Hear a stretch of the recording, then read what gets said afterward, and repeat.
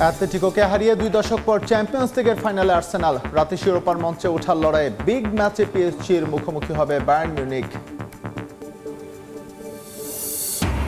বাংলাদেশের সঙ্গে খেলার আগ্রহ প্রকাশ করেছে ইউরোপের দেশ লিথুয়ানিয়া। জুনে ফ্রেন্ডলি ম্যাচের আমন্ত্রণে ফিলিপিন্স ও গ্রানাডার নতুন কোচ নিয়োগের পর সিদ্ধান্ত। বাংলাদেশের বিপক্ষে টেস্ট সামনে রেখে মিরপুরে পাকিস্তান দলের অনুশীলন। দুপুরে ঘাম ঝরাবেন শান্ত লিটনরা।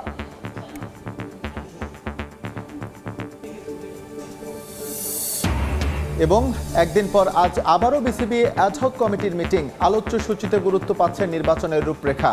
আজ থেকে পাওয়া যাবে কাউন্সিলর ফর্ম।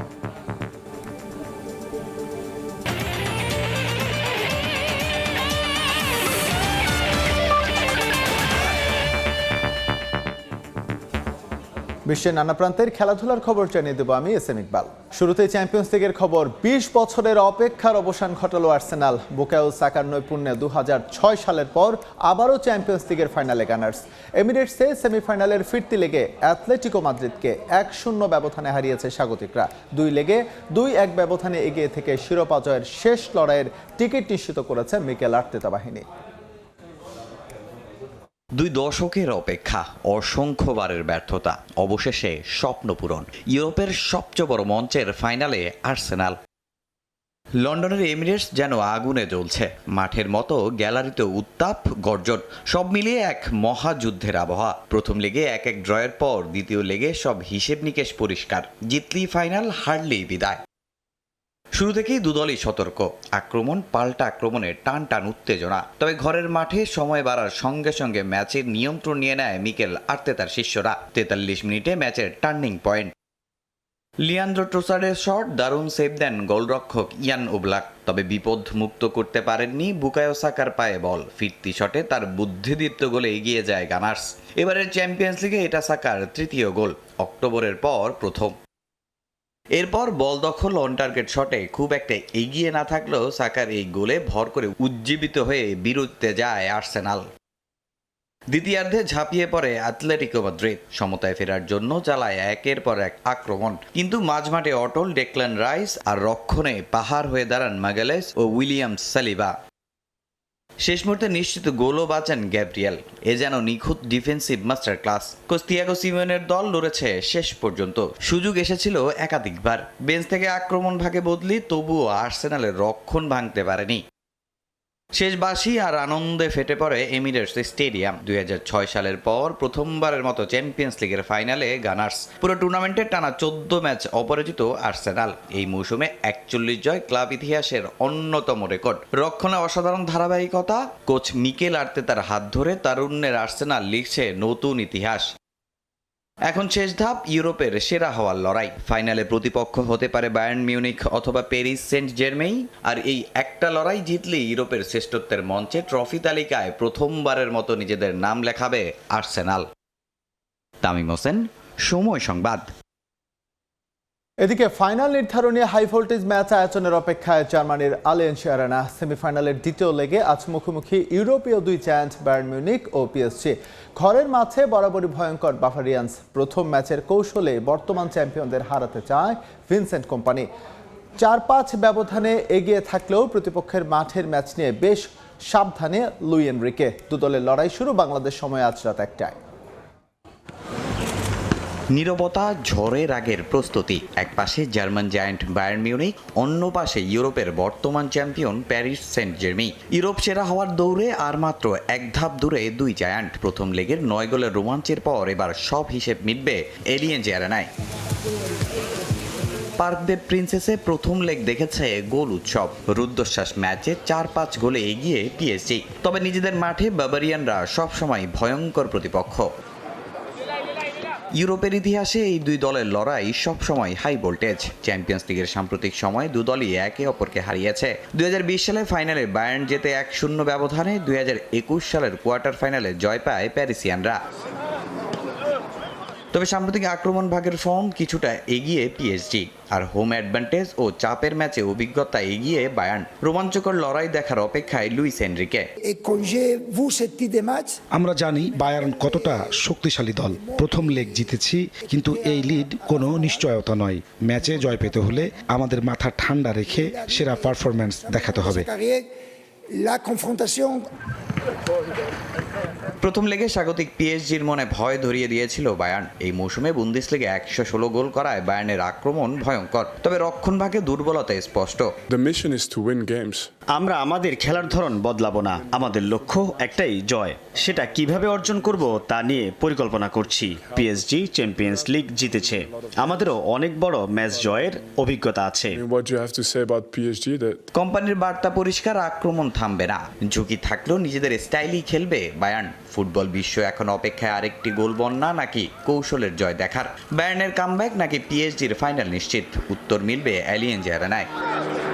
তামিম হোসেন, সময় সংবাদ। আবারও ফুটবলের ব্র্যান্ড ভ্যালু বাড়ার প্রমাণ পেল বাফুফে। এবার বাংলাদেশের সঙ্গে খেলার আগ্রহ প্রকাশ করেছে ইউরোপের দেশ লিথুয়ানিয়া। এছাড়াও জুন উইন্ডোতে ফিফা ফ্রেন্ডলি খেলতে বাফুফেকে আমন্ত্রণ জানিয়েছে ফিলিপিন্স এবং গ্রানাডা। প্রস্তাবগুলো গুরুত্ব সহকারে নিলেও পাকা কথা দেয়নি বাফুফে। নতুন কোচ নিয়োগের পর তার পরিকল্পনা অনুযায়ী প্রতিপক্ষ চূড়ান্ত করবে ফুটবল ফেডারেশন। আমি একটু অবাক হয়েছি, বিকজ আমরা বলার আগে কিন্তু লিথুয়ানিয়ার সভাপতি আমার সভাপতিকে ইনভাইট করেন। হঠাৎ দেশের ফুটবলের এমন আচমকা মূল্য বৃদ্ধিতে অবাক ফেডারেশনও। একটা সময় ফিফা ফ্রেন্ডলি খেলার জন্য বহু দেশে চিঠি পাঠিয়েও কোনো জবাবই পেত না বাফুফে। সেখানে এখন ফিফা কংগ্রেসের মতো গুরুত্বপূর্ণ সম্মেলনে সময় বের করে বাংলাদেশকেই খুঁজে নেয় বিভিন্ন কনফেডারেশনের ফুটবল অ্যাসোসিয়েশনগুলো। সদ্য সমাপ্ত ফিফা কংগ্রেসে গিয়ে অন্তত 12 থেকে 14টি দেশের সঙ্গে বাফুফে সভাপতির কথা হয়েছে সরাসরি, যাদের প্রত্যেকেই আগ্রহ প্রকাশ করেছে কোনো না কোনোভাবে বাংলাদেশের ফুটবলের সঙ্গে সম্পৃক্ত হতে। এদের মধ্যে সবচেয়ে চমকপ্রদ প্রস্তাব দিয়েছে নিয়মিত ইউরো বাছাই খেলা দেশ লিথুয়ানিয়া। লিথুয়ানিয়া ইনফ্যাক্ট আমাদেরকে নভেম্বর উইন্ডোতে ইনভাইট করেছে ফিফা ফ্রেন্ডলি খেলার জন্য, লিথুয়ানিয়াতে একটি ম্যাচের জন্য। তো আমরা তো on the spot yes no কিছু বলিনি, আমরা ওয়েলকাম করি, because that will be the second European country. June উইন্ডোতে সান মারিনোর বিপক্ষে ম্যাচ আগেই চূড়ান্ত করে রেখেছে বাফুফে। নতুন করে এসেছে ফিলিপিন্স ও গ্রানাডার নাম, তবে কাউকেই পাকা কথা দেয়নি ফেডারেশন। কদিনের মধ্যেই নতুন কোচ পাবে হামজা জামালরা, তার সঙ্গে আলোচনা করেই সিদ্ধান্ত নিতে চায় বাফুফে। এই অপরচুনিটি আমরা মিস করতে চাবো না, যে যদি কোনো কারণে উনি নভেম্বরে খেলতে না চান, পরে কখন খেলতে পারবো সেটা আমরা সাথে সাথে কথা বলে ফেলব। শুধু পুরুষ ফুটবল নয়, ফিফা এবং এএফসি কংগ্রেসে বেশ কয়েকটি দেশ আগ্রহ প্রকাশ করেছে বাংলাদেশের নারী ফুটবল নিয়েও। তারপরে ফিউচারের এস এম ইকবাল, সময় সংবাদ, ঢাকা। বাংলাদেশের বিপক্ষে প্রথম টেস্ট সামনে রেখে মিরপুর অনুশীলন করেছে পাকিস্তান ক্রিকেট দল। কাল পুরো দল নিয়ে অনুশীলন করলেও আজ দলের অধিকাংশ সদস্যই ছিলেন বিশ্রামে। মাত্রই পিএসএল শেষ করেছে পাকিস্তান দলের ক্রিকেটাররা। প্রথম টেস্টের প্রস্তুতির জন্য 3 দিন সময় পাচ্ছে সরফরাজের শিষ্যরা। কন্ডিশনের সঙ্গে মানিয়ে নিয়ে ভালো করার প্রত্যাশা দলটির পেসার শাহিন শাহ আফ্রিদির। টেস্ট চ্যাম্পিয়নশিপের ফাইনালে খেলার লক্ষ্য পাকিস্তানের, যার কারণে 2 ম্যাচকেই গুরুত্বের সঙ্গে দেখছে দলটি। খেলার সময় আরও থাকছে সম্প্রচার সত্য নিয়ে দর কষাকষির জটিলতায় ভারতে বিশ্বকাপ ফুটবল সম্প্রচারে অনিশ্চয়তা। ফিফার $100 মিলিয়ন চাহিদার বিপরীতে ভারতের প্রস্তাব মাত্র 20 মিলিয়ন। আবারও বিতর্কে নেইমার। এবার তার অপরাধের তদন্তে নামছে সান্তোস ফুটবল ক্লাব। অনুশীলনে নেইমারকে ড্রিবল করায় চর মেরেছেন এমন অভিযোগ ব্রাজিলিয়ান তারকা রবিনিওর 18 বছর বয়সী ছেলের।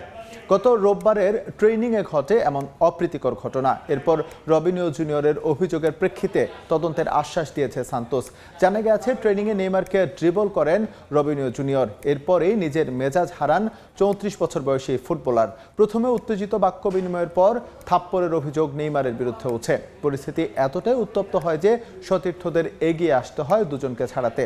ব্রাজিলিয়ান সংবাদ মাধ্যম গ্লোবোর দাবি, এরই মধ্যে ক্লাবকে 3 শর্ত জুড়ে দিয়েছেন রবিনিও জুনিয়র, যেখানে অন্যতম নেইমারকে ক্লাব থেকে অব্যাহতি দিতে হবে। যদিও নিজের কৃতকর্ম নিয়ে এরই মধ্যে রবিনিওর পরিবারের কাছে দুঃখ প্রকাশ করেছেন নেইমার, তবে ক্ষমা চেয়ে পার পাচ্ছেন না এই ফুটবলার।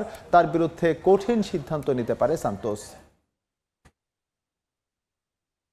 রিয়াল মাদ্রিদ আর কিলিয়ান এমবাপের সম্পর্কের অবনতি ঘটছে আরও। ফরাসি তারকাকে ক্লাব থেকে বের করে দিতে এবার অনলাইনে স্বাক্ষর গ্রহণের প্রক্রিয়া শুরু করলো মাদ্রিদিস্তারা।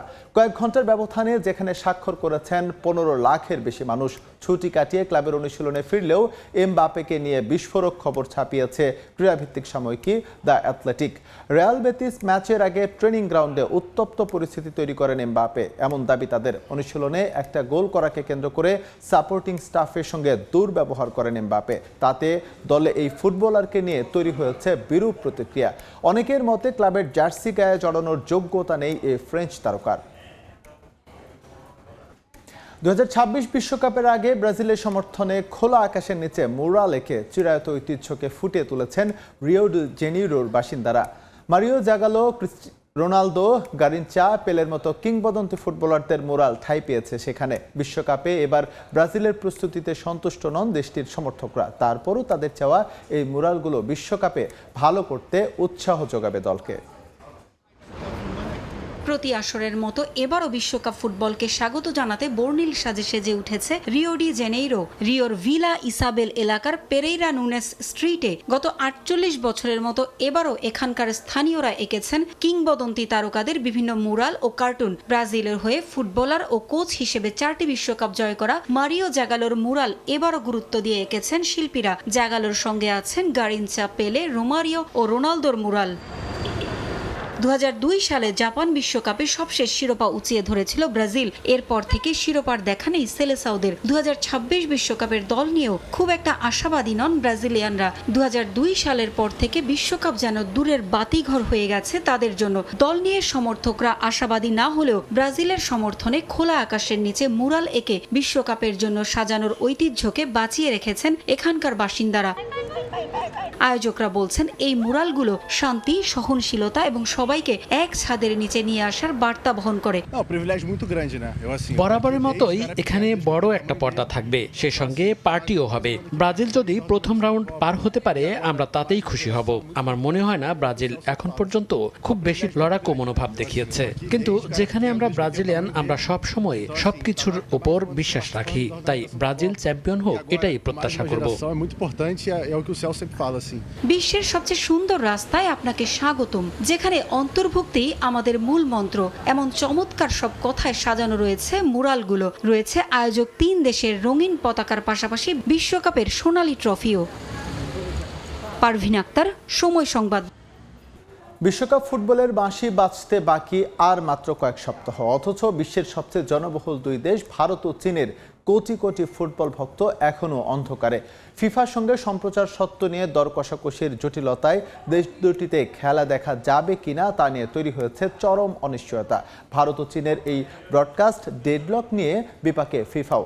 $100 মিলিয়ন বিপরীতে ভারতের প্রস্তাব কেবল $20 মিলিয়ন।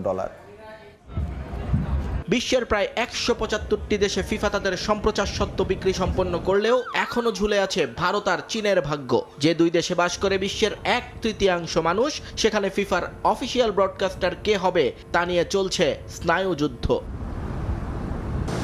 ভারতের বাজার নিয়ে ফিফার অঙ্কটা ছিল $100 মিলিয়ন, কিন্তু মুকেশ আম্বানির রিলায়েন্স এবং ডিজনির যৌথ সংস্থা প্রস্তাব দিয়েছে মাত্র $20 মিলিয়ন, যা ফিফার প্রত্যাশার তুলনায় নামমাত্র।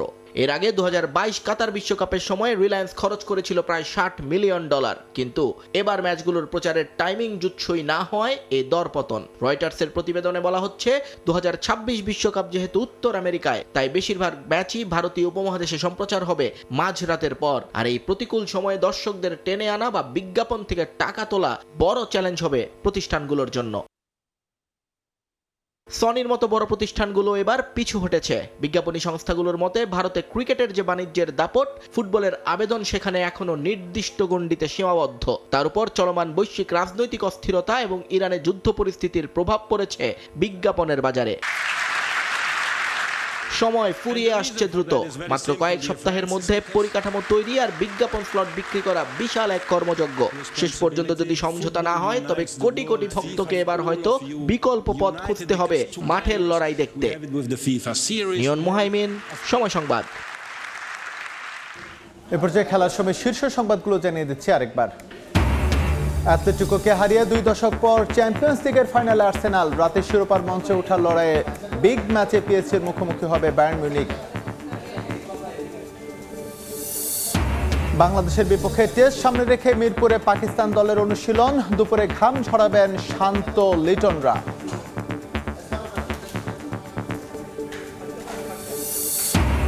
এবং একদিন পর আজ আবারও বিসিবি অ্যাডহক কমিটির মিটিং। আলোচ্য সূচিতে গুরুত্ব পাচ্ছে নির্বাচনের রূপরেখা। আজ থেকে পাওয়া যাবে কাউন্সিলর ফর্ম।